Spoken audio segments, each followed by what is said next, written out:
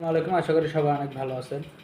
তো আজকের বিষয়টা হচ্ছে যে আপনি ৫,০০,০০০, ৫,৫০,০০০, ৬,০০,০০০ টাকা খরচা করে দেশের বাইরে আসবেন নাকি বাংলাদেশেই কোনো কিছু একটা করবেন।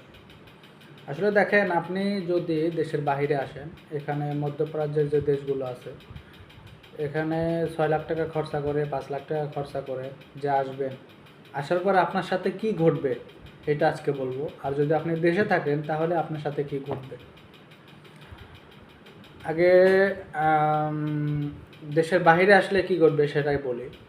তো দেখেন, আপনি যখন ৫,০০,০০০ টাকা খরচা করে আসবেন, তখন আপনার যে কোনো দেশে আসেন না কেন, মালয়েশিয়া, সৌদি, দুবাই, কাতার, যে কোনো দেশে যান না কেন, বিষয়টা হইতেছে আপনার ওই দেশের সাথে মানিয়ে নিতেই ১-২ বছর চলে যাবে। দেখেন, একটা ভাষার একটা বিষয় আছে। আপনি যখন একটা অন্য দেশে যাবেন তখন কিন্তু আপনি ভাষাটা অত সহজে আয়ত্ত করতে পারবেন না। তো এই ভাষাটা শিখতে মোটামুটিভাবে চলতে গেলে আপনার মোটামুটি ১ বছর সময় লেগে যাবে, মোটামুটি চলার মতো আর কি। তো এরপরে ১-২ বছর তো এমনিতেই চলে যাবে, টুকটাক কাজকাম করবেন, ১-২ বছর এমনিতেই চলে যাবে। আর বিভিন্ন বিভিন্ন বিশেষ করে ফ্রি ভিসায় যারা আসে, তাদের একটু সমস্যা হয়, ভাষা না জানার কারণে অনেক সমস্যা হয়। আর যারা কোম্পানির ভিসায় আসে, কোম্পানির ভিতরে কাজ করে, দেখা যায় যে তাদের একটু সুযোগ সুবিধা আছে। যেমন ভাষা ভাষা শিখুক একসাথে, পর্যায়ক্রমে ভাষা তারা শিখবে এবং তার পাশাপাশি টুকটাক কাজকামও করবে। আর যতই যতই ভাষা শিখুক না কেন, আপনার যখন দেশের বাইরে আসবেন তখন যদি কাজকাম একটু ভালো হয় তাহলে দেখা যায় যে ১-১.৫ বছরের ভিতরেই আপনি আপনার যে টাকাটা খরচা করে দেশের বাইরে আসছেন এই টাকাটা আপনি পরিশোধ করতে পারবেন। আর যদি নসিব খারাপ হয়, কপাল খারাপ হয়, তাহলে দেখা যায় যে ২-২.৫ বছর লেগে যাবে। ২-২.৫ বছর আপনার ওই বাংলাদেশ থেকে যে টাকাটা খরচা করে আসেন ওইটা উঠাতেই ২-২.৫ বছর চলে যাবে। তো তারপরে দেখা যায় যে ২-২.৫ বছর, ৩ বছর, যখন আপনি ২ বছর একটা দেশে থাকবেন তখন মোটামুটি একটা আপনার পরিচিত চলে আসবে আর কি। বা যে দেশে যান না কেন, মালয়েশিয়া, সৌদি, যে দেশে যান না কেন, একটু ভাষা টাষা বুঝবেন, কাজ কামের সিস্টেম বুঝবেন।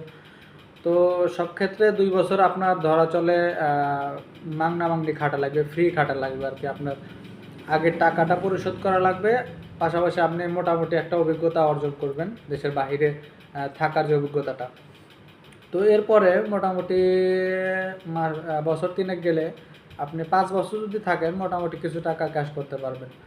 আর ২ বছর লাগবে ধরেন আপনার টাকাটা উঠাইতে, আর ৩ বছর আপনি কোনো কিছু একটা করতে পারবেন।